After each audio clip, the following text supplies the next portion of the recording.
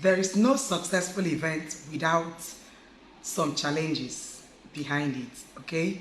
And my just concluded event did not just come out successful and beautiful without me having to battle some challenges and some hurdles, okay, that almost ruined my event. So in this video, guys, I'm going to be gisting you guys about all those things that almost ruined my day and my event. If you are interested in knowing all of that almost ruined my day, sit back, relax, and I will be right back.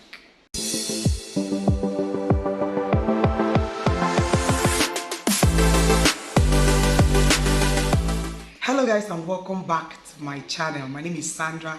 If you are new on this channel and you are just meeting me for the very first time, and I am a Nigerian YouTuber based in Oka, Anambra State, Nigeria. To all my returning subscribers, welcome back to the channel. Welcome back to this juicy story time, okay?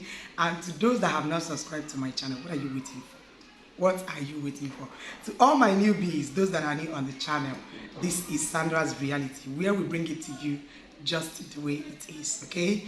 So in this particular video, like I said earlier, I am going to be addressing and sharing with you guys those things that happened before my event and during the event that almost ruined my traditional marriage. So let me start by mentioning it once again that there is no successful event without challenges. That is the truth. And mine is not different.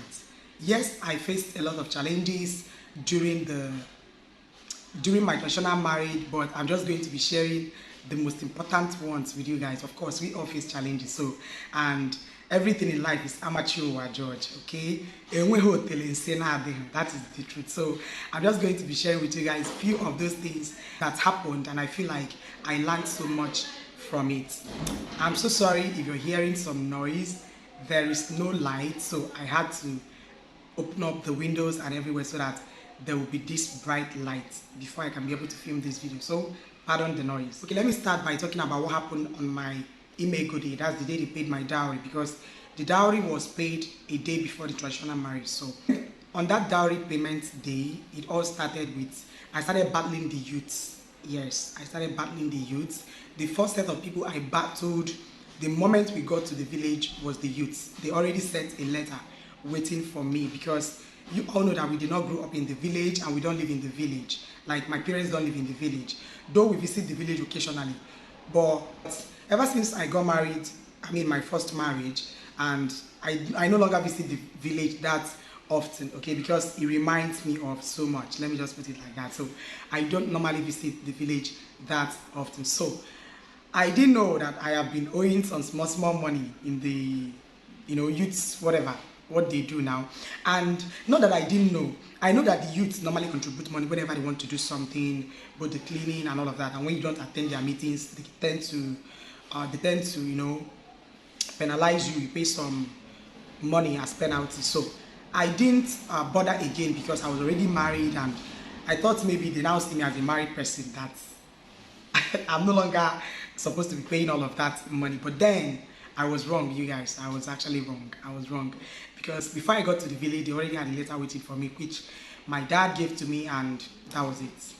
I read the letter. They said they are not going to be part of whatever we are going to do if I don't clear my debt. So I asked them how much. Guess how much, you guys? Guess how much? For all that, how many years? You were just a token. You were just, if I let me know, you were just a peanut. Ordinary one chonchego that almost ruined my day for me.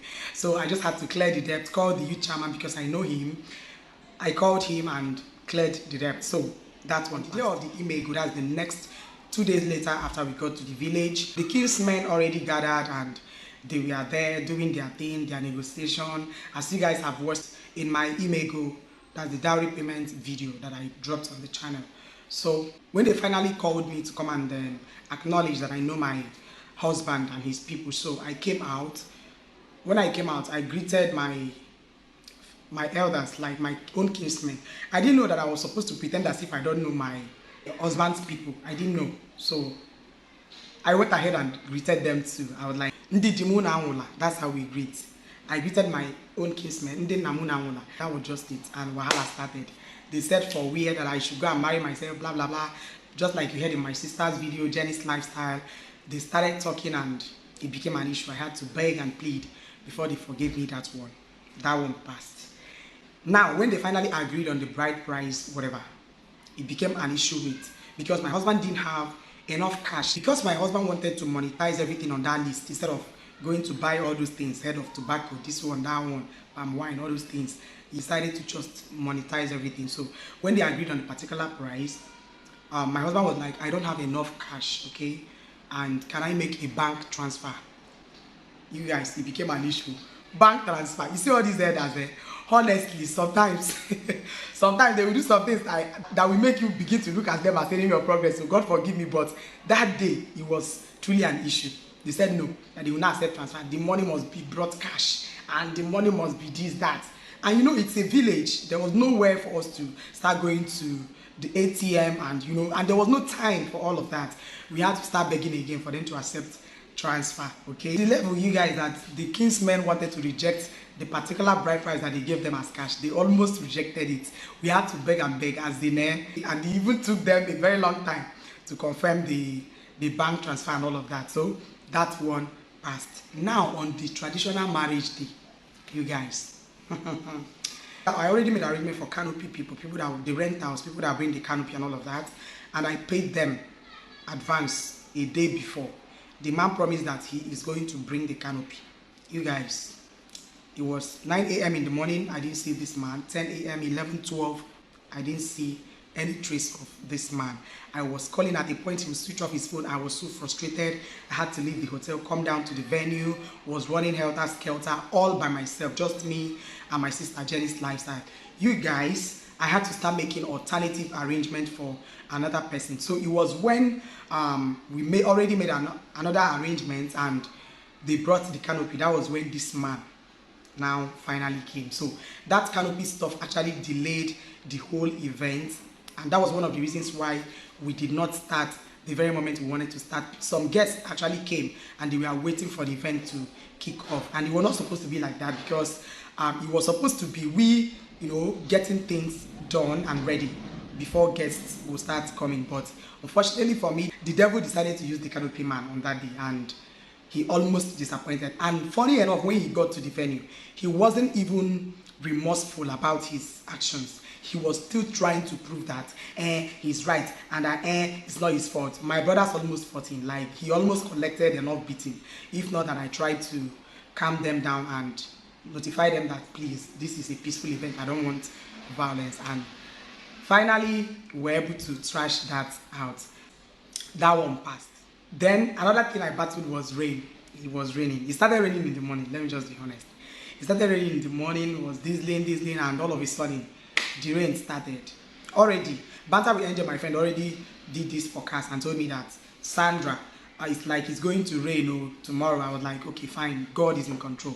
Because already, a week to the event, my uncles in the village already told me that I need to bring money, right, for them to go and give people that hold rain, so that it will not rain on that day. They already told me that. At first, I agreed. That's the truth. At first, I agreed. But when I got to the village, I was just like, why am I supposed to use my money and go and pay native doctors just to come and hold the rain when God is the maker of heaven and earth, is the giver of rain and sunshine, and he is the God that I serve. He is the God that always answers me whenever I call. I was like, no, I cannot give my money. I cannot use my money to sponsor negativity. And I told my husband was like, are you okay? Me, bring money, let us go and pay native doctor. I will not do that. Even if it rains on that day, this event must hold. So I just keyed into that, and so on that day, it was raining in the morning, and it was raining. This type of rain that when the event is about to kick off, the rain will start.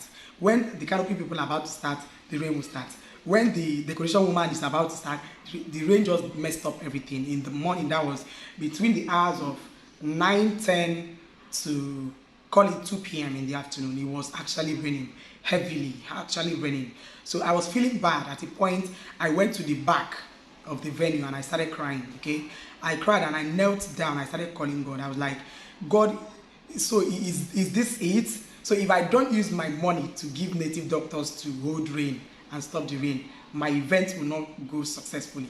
So I knelt down. I actually knelt down on the venue. I held the ground and I started speaking to the ground. I started speaking to the cloud. My auntie was also there. My auntie that you all know, she is this prayer woman that I respect so much. So I went to her, I was like, see what is happening, because she's like my mother's first daughter. I call her Danny, you understand? So I started crying. When she saw I was crying and crying, I wasn't myself. Already guests were already coming and all of that. I wasn't settled. I was crying. I was telling everybody to call God for me. If there is God in heaven, let this rain cease. So while I was praying and crying, my auntie walked up to me and he was like, they asked you to go and give money to native doctors, right?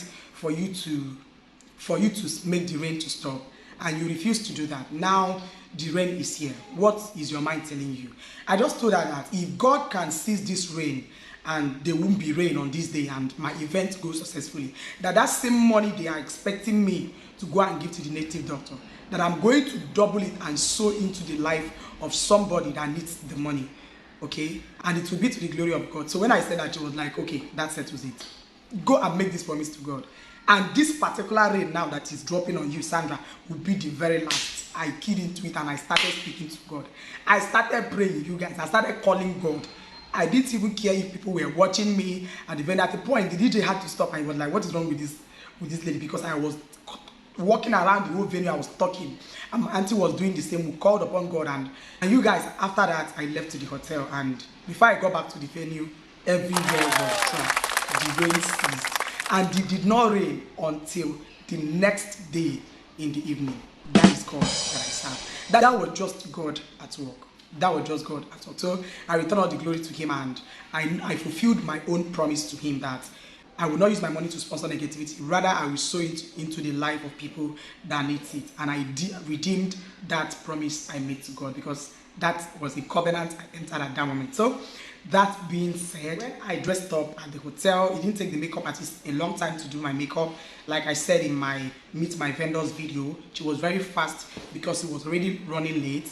When I got to the venue, I discovered that my club people that came for the event, they didn't even wait for up to 1 hour. They left the event without even seeing the bride that they came because of them. So it actually broke my heart. That was another thing that almost ruined my day. It actually broke my heart. But one thing struck me. I was like, Sandra, you did not see all of these people before you started planning your event. So with or without them, your event will hold. And when I got to the venue, I started seeing so many other people that I didn't know that they would make it to the event that actually came all the way just for me.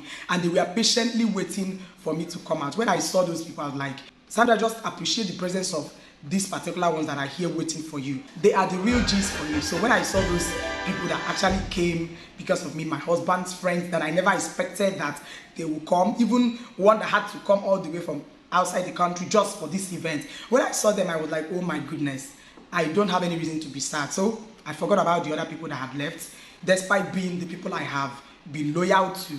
I've been committed to the group, I've been committed to the team, I've been loyal to them. Sometimes I inconvenience myself, you know, just to make sure things get working. I'm always present whenever I'm needed. As far as that team, that group of people are involved, I'm always present. But at the end of the day, they were the people that could not wait for me to actually come out, to actually get dressed and come out. Although I met them, they came to the venue and met me. What I expected from them, especially the mother figures in their midst, what I expected from them was to call me. Why are you still undressed at this time? That was around past 2 p.m. Why are you still not ready? Why are you still here? Is everything okay? What is going on? I expected that from them as mothers. But the most important thing is that my traditional marriage happened as God planned it, to the glory of God.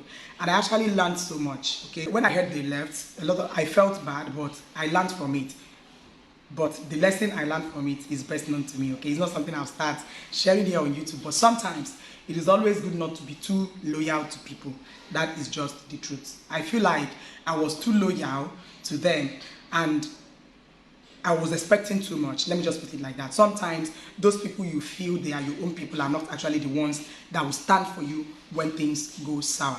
That is the truth. So that being said, when I got dressed at the hotel, coming out just to sit in the car, my blue outfit, just the zip of my blue outfit just opened up.